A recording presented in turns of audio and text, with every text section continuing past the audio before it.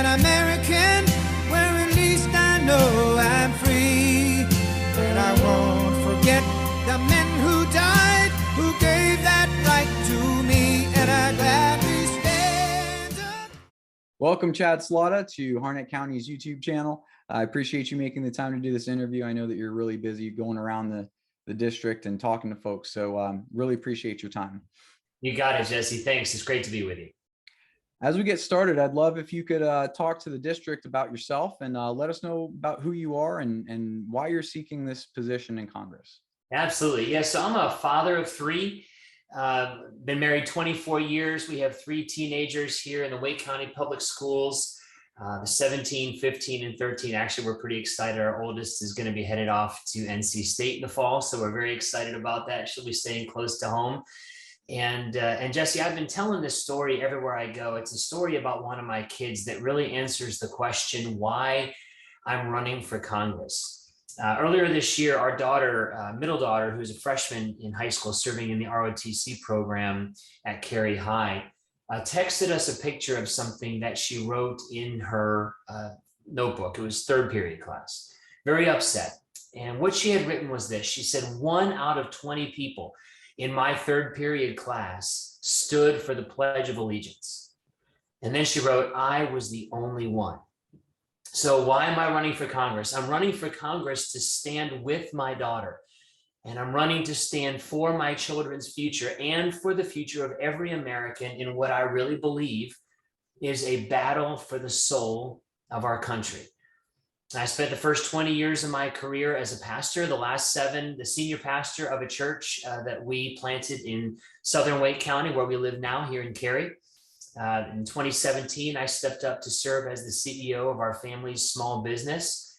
So I've had experience building and balancing budgets. I've solved supply chain issues, created jobs right here in America and here in North Carolina, and signed the front of a check.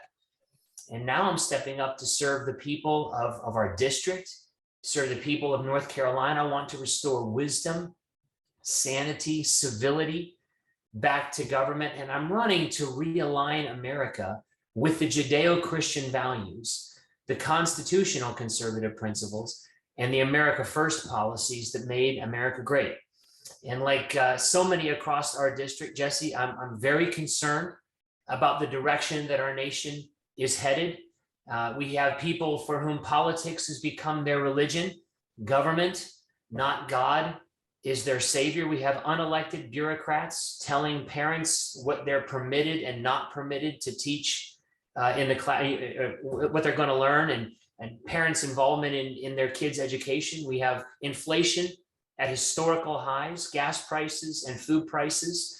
Suicide rates and crime rates are on the rise. Last year, 2021, was the deadliest year on record for police officers. I think about the only thing dropping in price right now is the price of fentanyl, which is pouring across our open southern border in record amounts, killing 100,000 Americans every single year. And I'm concerned that we're going to continue down that path if we don't and these are really my top 5 priorities, Jesse. Number 1, to stand for the sanctity of life. And we can certainly talk about these throughout the interview, but standing for the sanctity of life. This is primary to me, not only because of my Christian faith and my understanding that as men and women, as human beings, we are all image bearers of God. So, why is it that we're all equal? Why is it that our declaration says we hold these truths to be self-evident, that all men are created equal? We're all image bearers of God. And so certainly I'm standing for the sanctity of life because of that, but also because the story I just told you about my daughter standing up for the Pledge of Allegiance in her class again, and that included, by the way, her teacher. Her teacher didn't stand, fellow students in the classroom did not stand. She was the only one who stood. And Jesse, she was standing for people, not only to honor her country and the flag, but standing for the rights of people who would not have stood for her right to be alive when she was born.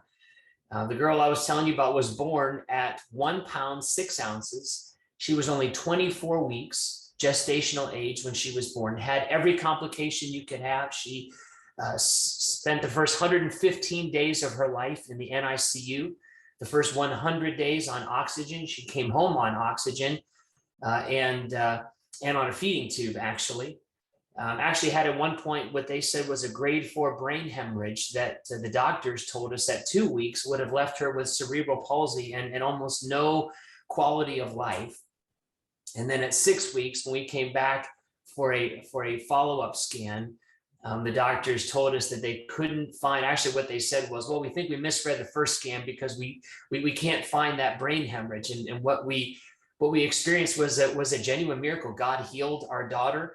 And now 15 years later, she's in class wanting to sign up to serve our country and standing again for rights of people who would not have stood for her right to be alive. So that's my first priority. My second priority after standing for the sanctity of life is stopping the spread of big government socialism. We can get into some of the causes of inflation. I think there are two primary causes. It definitely seems as though we have people on the progressive left today, Jesse, who think that they know better than we do how to spend our money. They know better than we do how to raise and educate our children. They know better than we do how to keep ourselves safe, what we should put in and on our bodies. And like people all across our district, I've had enough. And so we're going to stop the spread of big government socialism. We're going to secure our streets, our borders, and our elections. We can get into that. We're going to stand with parents' rights and education. I was back today, this morning. We had a meeting down at the Wake County School Board. Once again, I've been in a protracted appeal process, just trying to fight to get pornographic materials removed from my kids' school libraries. And we can certainly dive into that topic. And then I can't believe that this is even a campaign issue in 2022. It definitely should not be. But the idea that we need to safeguard our speech, this idea that I can think what's in my heart and say what's on my mind and get together with my friends and worship as I see fit without the fear of reprisal or any repercussion. The fact that that's actually a campaign issue, people are living in fear to speak up, to speak out, to step up. I'm sure there are many qualified people who would do wonderful running for all the various offices that we're going to be electing here in the primary on May 17th and certainly in the fall in November. But they're afraid to do so because they don't want their families and their lives destroyed. And I certainly sympathize with them with those concerns. And so this is what we're dealing with in our country. And I'm running to create an America in which all 20 of my daughter's classmates would be honored and thrilled to stand and pledge allegiance to our flag. I appreciate that introduction, and I really feel like it gives a pretty good understanding of why you're running and your motivation. So thank you very much for that. As we move into some of the more meat and potatoes of our conversation, I would like to preface it by saying that there is oftentimes in politics a lot of grandiose rhetoric, and folks don't often discuss the issues that they can actually personally impact in their position. And so what I'd like to start off with is by asking you to define what you believe your job is as a congressman and what you believe is within your authorities that you would actually be able to work on. Sure. Well, Congressman, his core duty is to represent the will of the people of the district. So those who elect me in the 13th district, it'll be my job to represent them in Congress, which means to speak and to negotiate, to legislate and to make decisions on their behalf, and to address their concerns. Something that I've experienced these last number of years as a small business owner is being very responsive to our customers. We're actually a 100% United States-based company. We make everything here in the US, and we actually export overseas to Asia and elsewhere. And for some 20-some years now, our intellectual property, God has certainly kept it safe, and I'm very thankful for that. We pray over our company all the time. But we do a really good job of providing world-class quality and world-class customer service. And that's what I intend to bring to the citizens of our district, to the North Carolinians of the 13th district, the 4 counties I'll be representing, world-class constituent services. In other words, if you reach out to my office as your congressman, and you have a need, we're going to get results for you, and we're going to do it quickly. And again, that's how we've kept a company going for so many years, as we just don't give our customers a reason to go somewhere else. You know, we want to work hard and keep their business. So I'll work hard for the people of our district. But Jesse, I was reading the oath of office for a congressman, and it talks about supporting and defending the Constitution against all enemies, foreign and domestic, and bearing true faith allegiance to the same. It's very interesting. When we go back to what was the purpose of the Constitution, and I don't know how old you are, but I'm old enough to remember Schoolhouse Rock, and so I first memorized the preamble to our Constitution by watching a Schoolhouse Rock when I was a kid, but I still remember it. And it says, you know, we the people, in order to form a more perfect union, establish justice, ensure domestic tranquility, provide for the common defense, promote the general welfare, and secure the blessings of liberty for ourselves and our posterity, do ordain and establish this Constitution of the United States of America. So that's why our founders created and drafted the Constitution. And I see those as my solemn responsibilities. And again, I said I'm running to realign the country with the Judeo-Christian values and those constitutional conservative principles that made us great. And that, again, is articulated in our Declaration of Independence. We hold these truths to be self-evident that all men are created equal, and they're endowed by their Creator certain unalienable rights, life, liberty, the pursuit of happiness. And this is so important. This is why governments are instituted among men, inasmuch as those governments secure those rights for the people. So why do we consent to be governed? Why have we created a government? It's so that government can secure those rights, life, liberty, and property, or the pursuit of happiness, rather, to us. And then we get to pursue God's call on our life. We get to pursue those in earnest here, and in freedom and in liberty in the United States. And so, you know, I think that part of the question that you had asked as I read it, you talked about, where does power come from? And I really think that we have a class of leaders now, a political class, that believes that power originates with government, flows through elected people, the political class, if you will, and then gets handed out in breadcrumbs of liberty here and there to the people.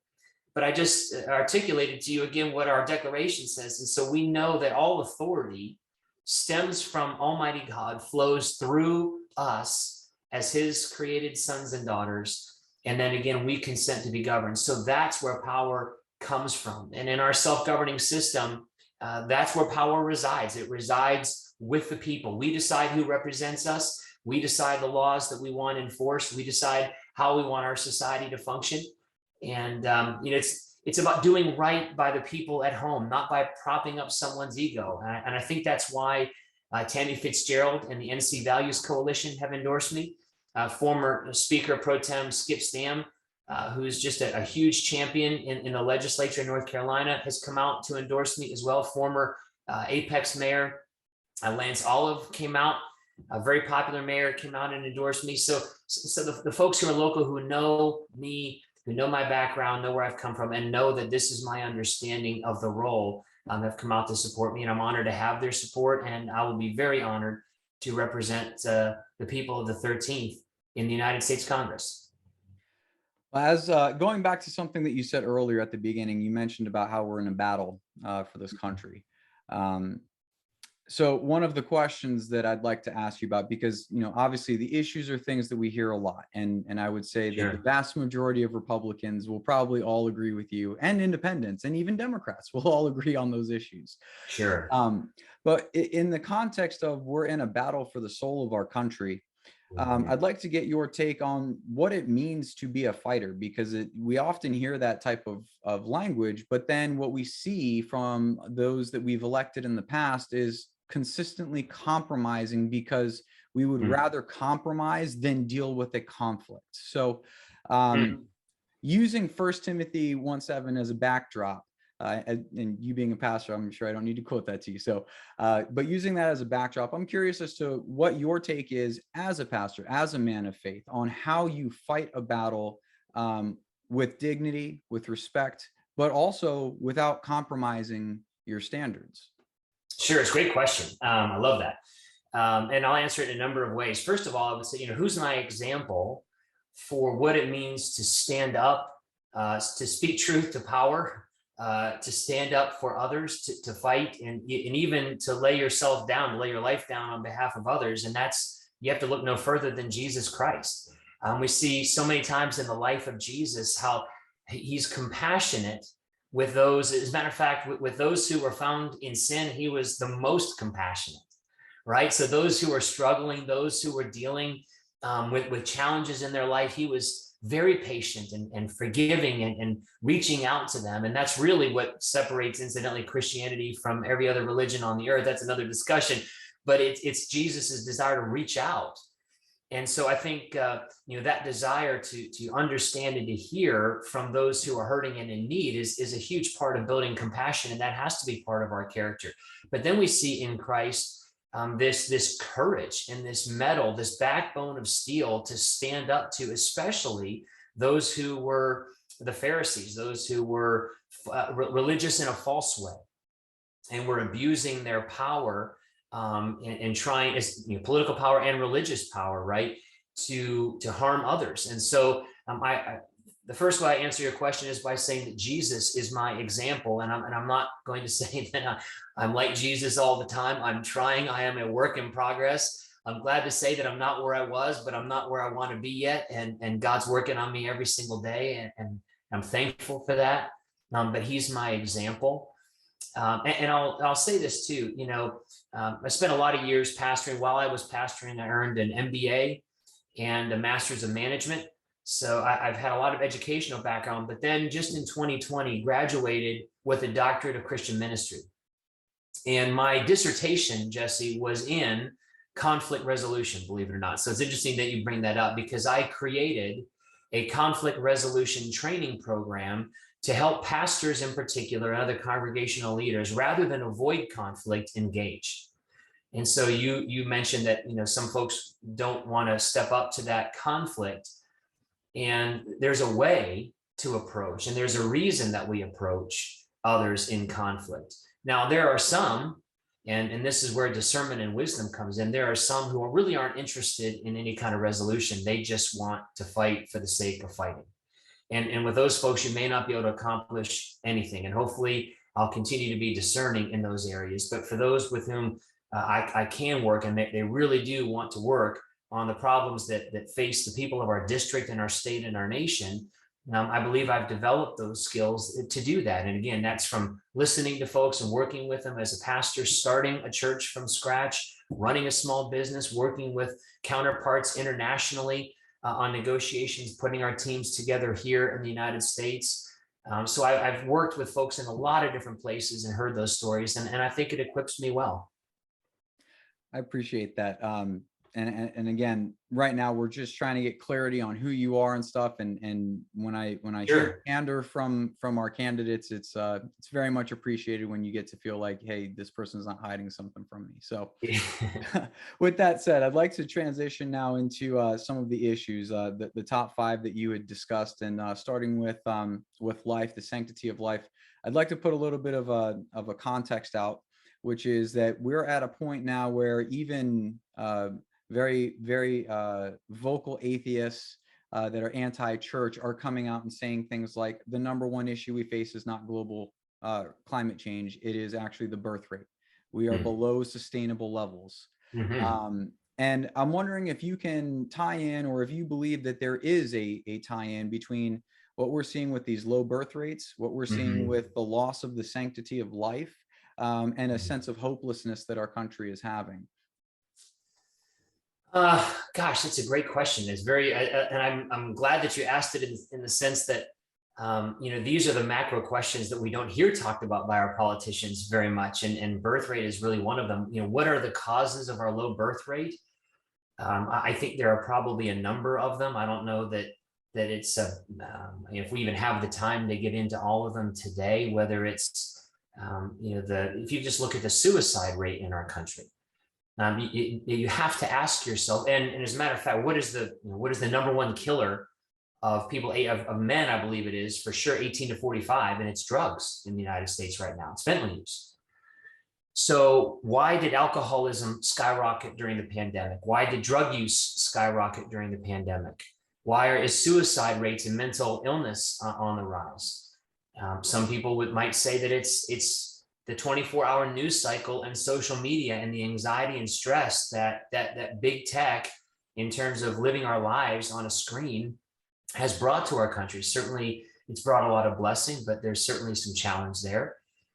Is there a generational issue? Well, fatherlessness in our country, Jesse, is an epidemic. The number of families, the number of children growing up without a dad in the home. And now we're at a place in our nation where we're battling. Well, I'll say it this way. A Supreme Court justice was just approved by the Senate to be on the Supreme Court, who refused to define what a woman is. And so here we are, and we're battling for families, for the nuclear family. Organizations like Black Lives Matter that we saw in the streets in 2020 when churches were closed and there was rioting in the streets. One of their tenets was to destroy the nuclear family. And so we know that there's an all-out assault, but I really believe all of these are symptoms, in my mind, of a spiritual battle. And I believe that that's what we see. And that's why I say it's a battle for the soul of our country. I would never advocate for Christianity to be our national religion. I will always fight for religious liberty. And religious liberty means not just being told, well, you can worship as you see fit as long as you do so inside the four walls of your church. No, it's I can worship as I see fit, freely and openly. And this is the important second part of this, I cannot be forced by government to conform to what government thinks is right and wrong, or what culture thinks is right and wrong, for that matter. In other words, I have the freedom to follow my faith in determining those things. And so those are all, I think, ways of looking at this battle in the soul of our country. And I think they all have an impact on families, and even just the issue of inflation that we're dealing with right now. I wonder how many families that have had to be 2-income families and now may need to be 3-income families, because one of the two in the home, if there is 2 in the home, needs to work an extra job just to make ends meet, just to keep groceries in the table and gas in the tank right now. Those folks are struggling to think about bringing children into the world. And so, I went back and listened to Ronald Reagan's 1976 and 1980 speeches where he announced his candidacy for president. And you know what, man, I don't hear people talking about America like that anymore. It's not going to be one politician out of 1 million North Carolinians who gets elected and it becomes the hero. But what will work is if 1 million North Carolinians step up and act like heroes right where they live and work, and push back and say, no, I won't allow my liberties and my freedoms to be encroached upon. I won't allow my children to be indoctrinated. I won't allow future generations of my great, however many greats you want to add, grandchildren with national debt. That's morally wrong to saddle the future generations the way that we are with debt that we cannot pay back. So again, we could go on and on about that, but there's just so much. And I want to be that leader who talks about the country in the way that Ronald Reagan did, because I do have hope. I believe that God's best days are ahead for us. That doesn't mean they're all going to be easy days, but I believe our best days are still ahead. I agree as well. I'm very excited for the future and for the new generation that's coming up. And I'd like to ask a bit of a follow-up question about longevity, since we were just talking about generations. One of the concerns that I have is I believe I'm watching in real time a dump of knowledge. And that dump is happening because there are folks in the older generations that have not understood the importance and the significance of mentorship, and followed by an understanding of when it is no longer your time to be in the spotlight and to hand the baton off. We don't have that being done culturally, which is something that is very unique to America. And I grew up overseas. So it was very strange to me to not see the type of mentorship and passing down of the authority structure. So as someone that's been a pastor in the church, and as someone that's seeking to be now a leader in Congress, what is your take on mentorship? What is your take on knowing what time you're serving in and ensuring that you're fulfilling the will of God in the time that you find yourself in? That's great. These are great questions, Jesse. I'm having fun talking. We may have to just hang out after the interview is done and talk. This is great. Well, I'll give you one example that's just very poignant to me because it's a recent example, and it'll explain kind of the context of how I've understood that mentorship and the handing off of the baton as of late.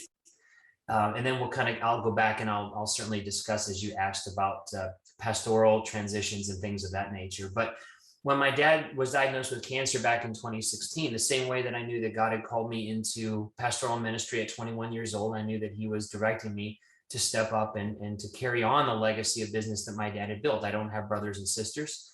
And so if our business was going to continue, it was going to be through my leadership. If it was going to stay in our family and keep on running, I had to step up and take over. And I got 9 months day in and day out with my dad. Now, for years, all the years prior that our company had been running, I'd always been a part of the company, but not day to day, because I was pastoring and doing other types of ministry for all these years. That was my main focus. Well, when Dad got sick, and we were able to merge our church into another local church, and I got 9 months, Jesse, with my dad, day in and day out.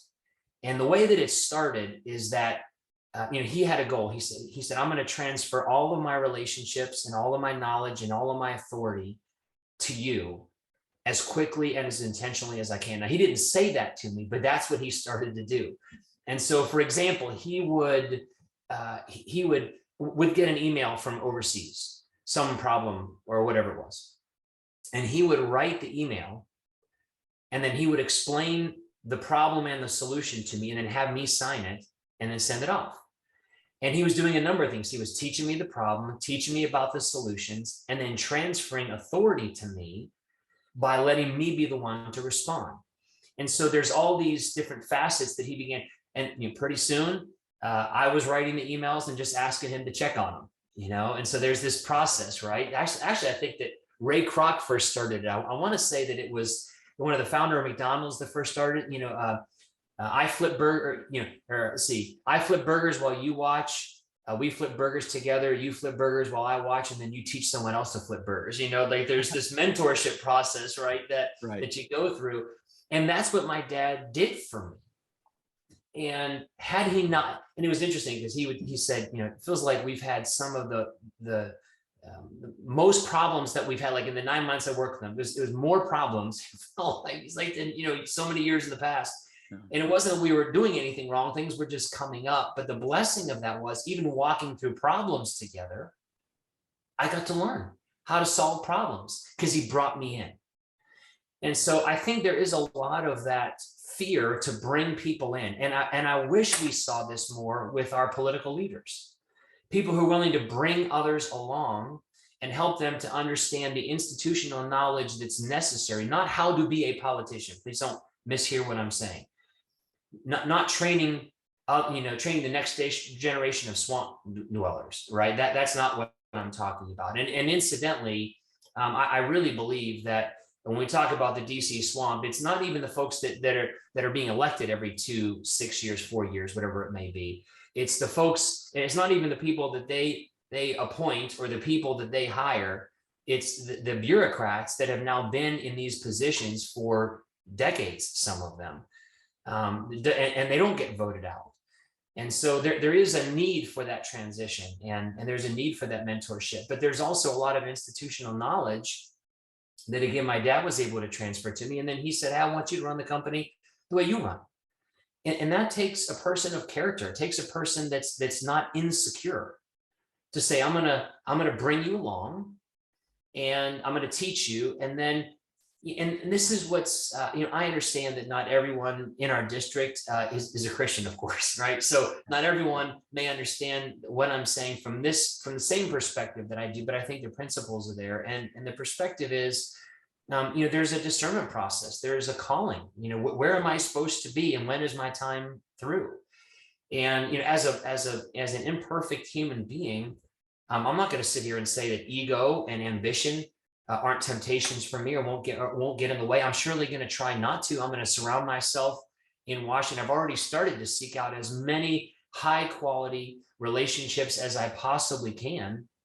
People who are godly, who will help me to keep my feet on the ground and my head in the game and my spirit in the right place and my family strong. So I'm certainly going to work on that. But, that's something, the idea of planning for the future and planning for that transition is actually something certainly in the church circles where I was pastoring and working, really became a thing of prominence. Leaders who are senior pastors bringing on executive pastors, and maybe they were going to be on for 5, 10, 15 years. I mean, it's not that it has to be a 2-month or 5-month process. And I won't mention any names. I have a good friend of mine in another state who I kind of helped to walk through. He had been on staff at a church for 20 plus years. And the pastor had kind of told him, hey, you're going to be the guy. And as that day came, that pastor didn't want to fully transition. He wanted to kind of hold on to a few of the pieces here and there.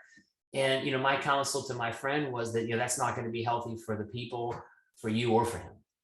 And so when the time comes, you make the decision and then you move on, and then you step away into the shadows and you do what my dad did. He said, hey, if you need me to help you with something, if you need me to look at an email, let me know. So towards the end, I wasn't doing that. So he was available, but wanted me to lead. So I hope does that answer your question fully? Absolutely. Okay. Yeah, absolutely. Okay. And like you said, I mean, we could talk forever, and I really hope that we'll be able to. I really hope that now that we have all this new technology available to us, and post-COVID, everyone's used to Zoom now. So right. I really hope that we can really continue these conversations, because I think it's very important. And unfortunately, most people can't have them civilly, especially when they disagree. But we are approaching 32 minutes now. So what I'd like to do is just give you the floor, and anything that you want to discuss with the voters in a couple minutes. Some of the highlights, obviously you discuss the issues, but just kind of some closing remarks. So sure. So I mentioned my priorities, and I want to make sure that I'm very clear. That the causes of our inflation have been runaway spending and turning on the printing press. We have leaders who won't ask us to vote for tax increases. They won't say no to imbalanced budgets. They won't say no to additional giveaways. And so they've turned on the printing press and increased the global supply of dollars by like 40% in the last 2 years, which is why we have runaway inflation. And then we have an administration who's declared war on the fossil fuel industry, which has also contributed to inflation, picking winners and losers in our energy. And incidentally, proposing the Green New Deal and the Build Back Better plan, which would flood the United States economy with even more dollars and create even more inflation. And so we have to stop the spread of big government socialism from the sense of runaway spending, turning off the printing press, but also not picking winners and losers in our energy industry. And that's one of the issues that certainly is a local issue and is a national issue. And that's, natural gas and oil and inexpensive energy is really what our country has thrived upon. It's why our economy has been so successful. I don't know that everyone knows this in North Carolina, but we get almost all of our natural gas from a single pipeline, the Transco pipeline, that starts down at the Gulf Coast and brings natural gas up here into the Carolinas. And just like we had a disruption with the Colonial Pipeline last year on liquid fuel, if we had a disruption with the Transco pipeline, most folks aren't aware that Duke Energy burns natural gas in real time to make electricity. So if there's a disruption with that single pipeline, we're going to have blackouts here in North Carolina almost right away. And we have leftists beholden to radical environmentalists who, again, are proposing crazy legislation like the Green New Deal and have attacked and have really cancel the plans of great pipelines like the Atlantic Coast and the MVP Southgate pipelines that would have really helped to benefit North Carolinians. So the energy industry is huge. I think the securing our streets, borders, and elections. I'll just quickly mention a few things on that. Whenever it comes to when the churches were shut down in 2020 and there was rioting in the streets, what three themes did you see in just about every large Democrat-run city in America? You saw a broken faith with the American people, not keeping people, families, homes, and businesses safe. Broken faith with law enforcement, people who are laying their lives down. I think since 1786, more than 25,000 law enforcement officers have laid down their lives to keep us safe. And you also saw a refusal to enforce the laws that people elected their representatives to write and pass. We see the same thing at our southern border. And we saw the same thing in Afghanistan with that disastrous retreat that Joe Biden led us through. And it was an embarrassment on the world stage. And so we need to return to President Trump's America First policies. We need a merit-based immigration system. We need to finish the wall and say no to blanket amnesty. So we've got to secure that. And we need to secure our elections. I don't know if everyone in the district is aware, hopefully we are, that in 2018, North Carolinians said we want photo ID to be required for voting, and it's now part of our state constitution. Well, during the last election, Democrat judges told our Democrat-run State Board of Elections, which is controlled by Roy Cooper, that they could ignore that part of the Constitution. And so they did. And then people like Mark Zuckerberg spent $430 million of his money to harvest and cure ballots right where people live. So we need to enforce photo identification. We need to make sure that we clean up the voter rolls so there's not dead people's names on the voter rolls that can be abused in fraud. We need to return to what absentee balloting was originally designed, which was if you're not going to be in town on the day that you're supposed to vote, you can vote absentee. Otherwise, go to the polls on election day. We need to continue to monitor the voting machines, make sure they're not connected to the internet, and again, end the practice of that harvesting and curing ballots the way that we do the ballot stuffing. We need to stand with parents' rights in education. That spirit of Terry McAuliffe that we heard during the gubernatorial election in Virginia this last cycle when Glenn Youngkin won, and he said parents have no right to tell teachers what to teach their children. Here in Wake County, I just had to write a letter to the school board this week objecting to their new partnership with a group called We Are NC. We Are NC says on their website, we think that critical race theory should be the lens through which parents, teachers, and students learn. It's the pedagogical lens through which we should conduct our schools. So we've got to stand up for parents' rights. And I'm just so thankful. I've been sharing this everywhere we go, is that I really have been praying for the people of our district. My wife and I, when we drive, we pray and asking God for blessing, thinking about those who are struggling. And we've talked on this call now for 40 minutes about all the reasons that we need prayer and why we need people in Washington, D.C., new leadership that won't just check a box or vote the right way, but people from the core of who they are will make the wise decisions necessary to realign the country with the Judeo-Christian values, the constitutional conservative principles, and the America First policies that have made us great. That's why I'm running for Congress. And I ask everyone that watches this video and hears me share today, I ask for your vote, I ask for your support. And Jesse, I thank you for the opportunity today. I appreciate you coming on and spending some time with us. And just real quick before we get off, for those that want to get in touch with you, that want to learn more about your campaign, how can they go ahead and do that? Yeah, please visit our website. It's very easy. It's my last name, Slotta, S-L-O-T-T-A, the number 4, NC.com. Slotta, the number 4, NC.com. Awesome. Well, thank you so much. Best of luck to you in the primaries, and I look forward to seeing you again in person. Okay, Jesse, take care. And I'm proud to be an American, where at least I know I'm free. And I won't forget